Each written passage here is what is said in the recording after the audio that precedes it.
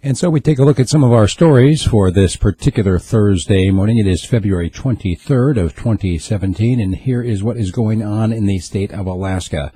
The friends of the victim of the carbon monoxide poisoning took to their school this week wearing green, his favorite color. The 18-year-old identified as the one death, the other 6 members of his family recovering at hospital.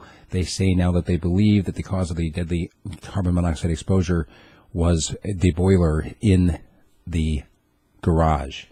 And there was a video also on how to have carbon monoxide safety. Apparently there was not a carbon monoxide detector working in the home. Fairbanks man was found guilty of manslaughter in the death of the reality TV actor. This trial coming to its closure this week in Fairbanks.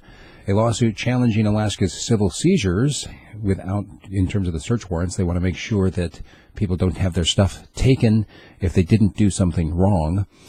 Also, the Alaska Medical Board, which normally just licensed doctors, now it's on the court fighting over abortion regulations. They're rewriting some regulations to allow for abortions to be done with only one doctor making the recommendation instead of the current 2, and being done at a hospital or someplace instead of having operating procedures there at the abortion clinic. Fairbanks men have been charged in an attempted break-in of a pawn shop. These 2 men, along with 3 juveniles, tried to hammer their way in through the drive-thru over there at JJ's, which is right there on Airport. They were not successful.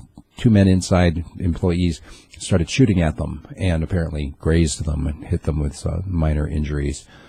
An Anchorage man has been indicted for the murder of a Valley teen, and another man is facing new charges related to a deadly shooting. This is becoming all too commonplace in Anchorage and that area. Alaska's marijuana tax revenue topped $145,000, and there's a story on the studies of artificial aurora going on at the HARP facility this week. The 40-mile caribou hunt is going before the game board this week as they are discussing how it is unsafe, reckless, wasteful. All of these charges have been raised in the past. They're talking about restricting access from the highway, which is one of the things that, of course, makes the hunt so popular, is the fact that people that don't have all the toys can go up there and hunt for caribou. And they're talking about making the quarter-mile corridor on either side of the highway perpetually. They're not sure if that's going to go forward enough. That's the latest discussion.